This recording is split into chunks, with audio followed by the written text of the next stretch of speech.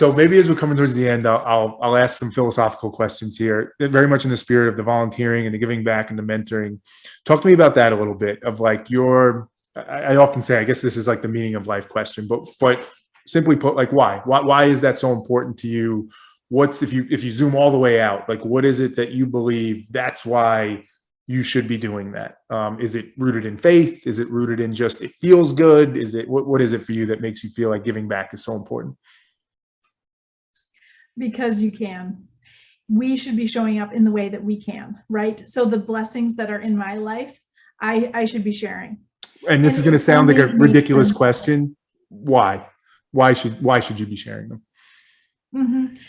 Because it helps me to value them even more, right? And because I don't really think that anything is really ours, right? Like I think that if we let go of some of that ownership, like, well, this is mine, I earned this is mine, right? Like when we end up with so much more.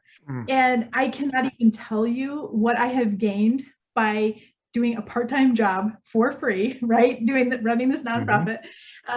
And donating more than I can write a check for, which is also what motivates me, because I can't write a check that size. So I should keep doing it, right?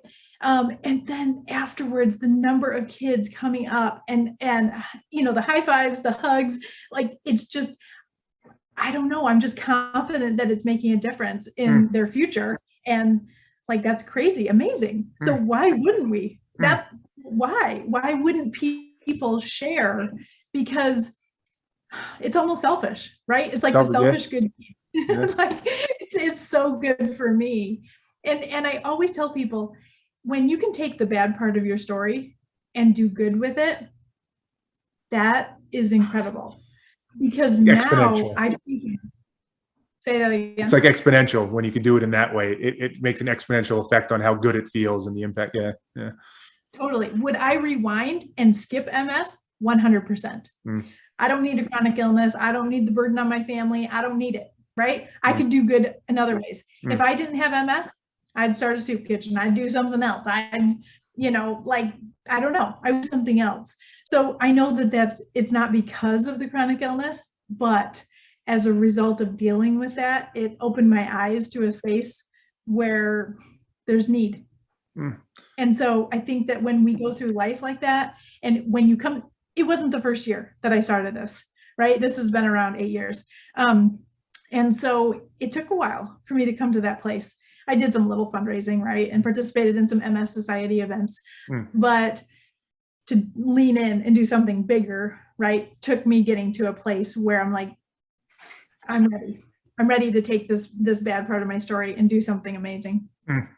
Yeah, there's two interesting things you said there that I just want to highlight for myself, just to process it, but I'll play it back to you too. I think that aspect of it's almost like you are fortunate to have these things. How could you not give back with them, right? There's this gift of optimism, this ability to create this fundraiser that allows people to go to like, how could you not? Like, it's not.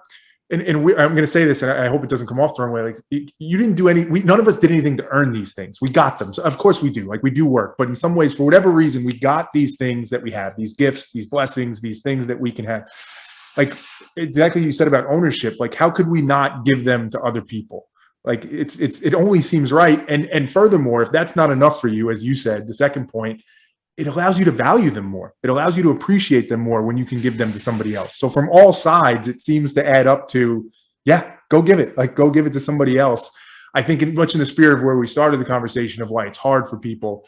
I think that's one of those things sometimes for some people, until you do it, you don't believe that. It believes like, no, if I cling to this, like I worked for it, it's mine. If I cling to it, it's better that way.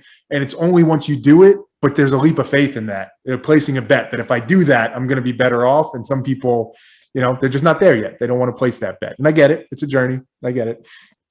It is. And you've got to surround yourself with the right people. So, because I am connected with Larry, who's 83 and lovely, and I've been working with him for like 8 years, powerful, right? And sure, there's something within me that was always going to be a volunteer. But hang out with people like that, right? When you start volunteering, you hang out with people that are awesome and that are giving and generous. Yeah. And I think that sometimes people get stuck in their space, right? And in their circle. And so sometimes if we stretch and do something different and read a book from a different shelf or follow someone different on Instagram, come follow me. It's just, I have a conversation every day about like, let's keep going. Let's show up today. Like, just work out today. That's all. It's like the affirmations. It's the same principle as the affirmations you were saying before. It's just another avenue to get there, to convince yourself that you have control and you can change this. You can do something different.